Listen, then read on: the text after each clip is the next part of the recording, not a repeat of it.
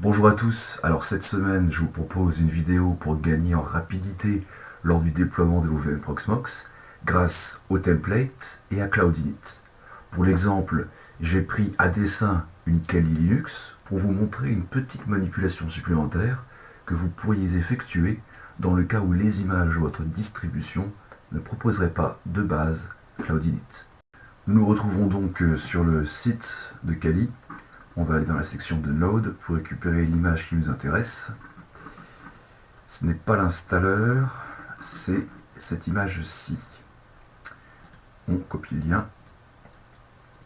On se retrouve sur l'interface principale de Proxmox.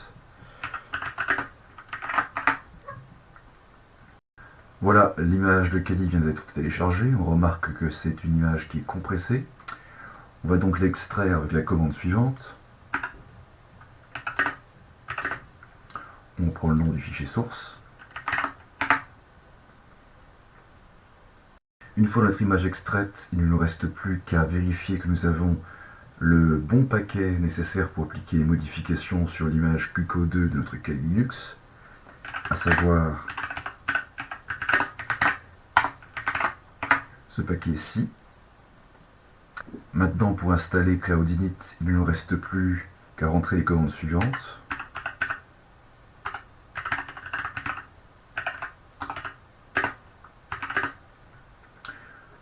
On reprend le nom du fichier source.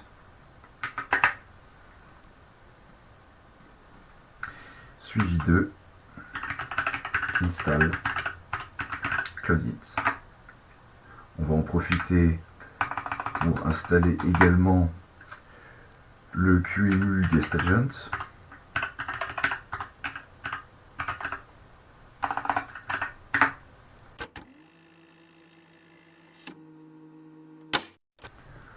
Enfin, on en profitera pour initialiser le SSH qui n'est pas actif sur Kali de base avec run commande systemctl SSH.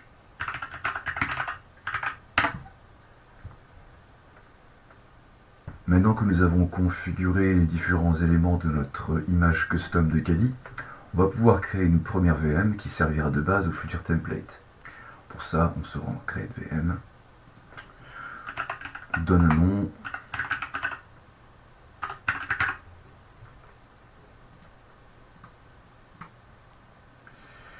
cette section n'a pas d'importance vu que on ne s'en servira pas. Le système, on laisse par défaut, on peut activer le QEMU Agent vu qu'on vient de l'installer. Disque, ça n'a pas d'importance vu qu'on va importer notre image disque. CPU, on va mettre 4. Peut-être mettre le paramètre host pour plus de performance sur le processeur. Memory, on peut laisser par défaut.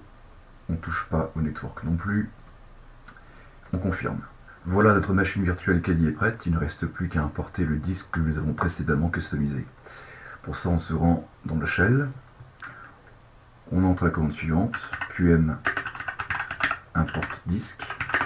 On spécifie l'ID de notre VM, à savoir ici la 103, le nom du fichier source.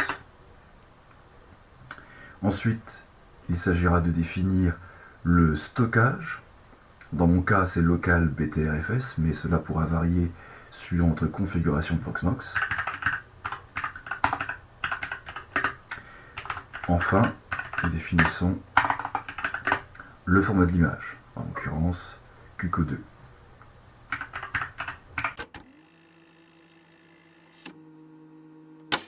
Voilà, l'image a été importée. Si on se rend dans notre VM Kali, on remarque qu'un nouveau disque vient d'apparaître.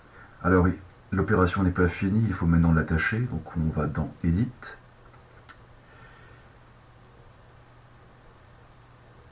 Et ajouter. Vous remarquerez que l'état du disque a changé, il se trouve maintenant ici.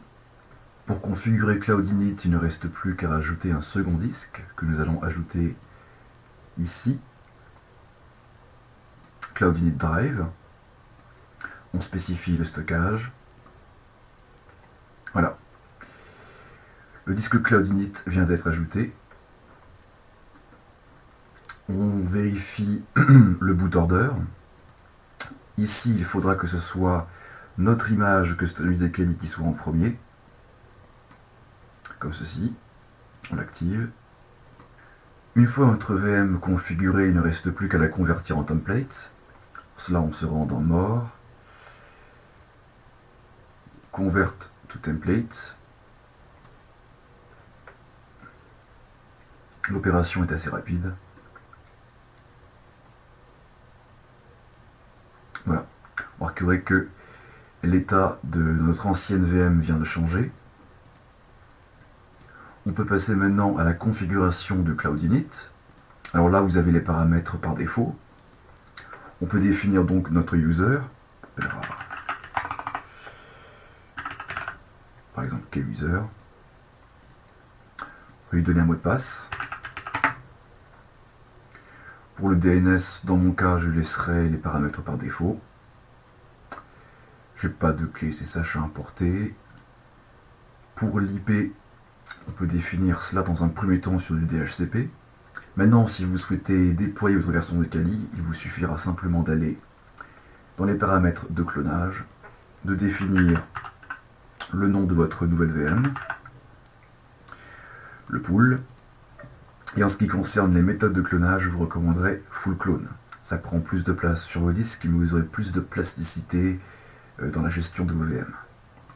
L'opération de clonage vient de s'achever. Nous voyons ici notre nouvelle machine virtuelle, la Kali 104.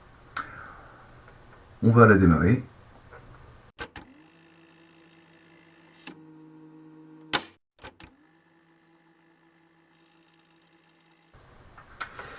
On entre donc notre utilisateur prédéfini.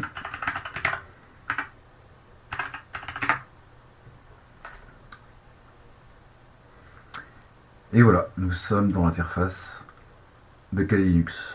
Si on check le file system, qu'on vérifie le dossier Home, on remarque que notre utilisateur a bien été défini. On va aussi vérifier le réseau tant qu'on y est.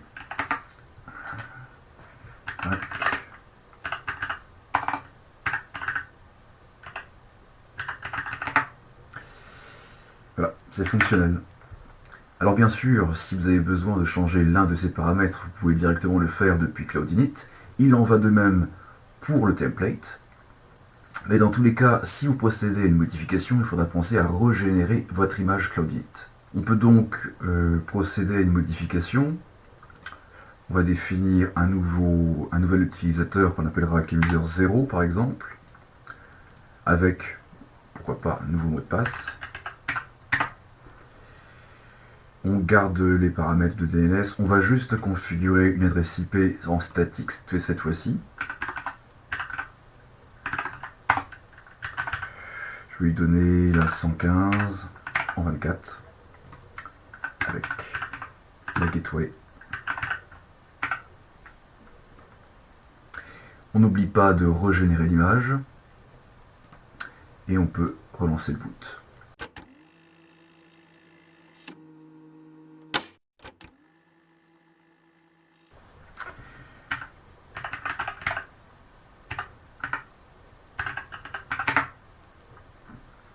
On constate que notre nouvel utilisateur fonctionne.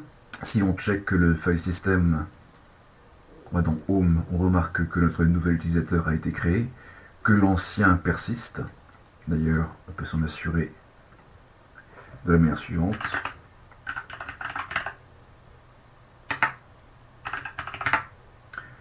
L'ancien utilisateur est toujours actif.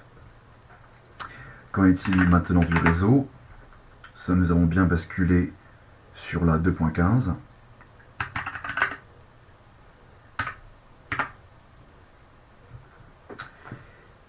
Le réseau fonctionne également. Voilà, j'espère que cette vidéo vous aura plu et surtout qu'elle vous sera utile. Je vous dis à très vite pour de nouvelles vidéos.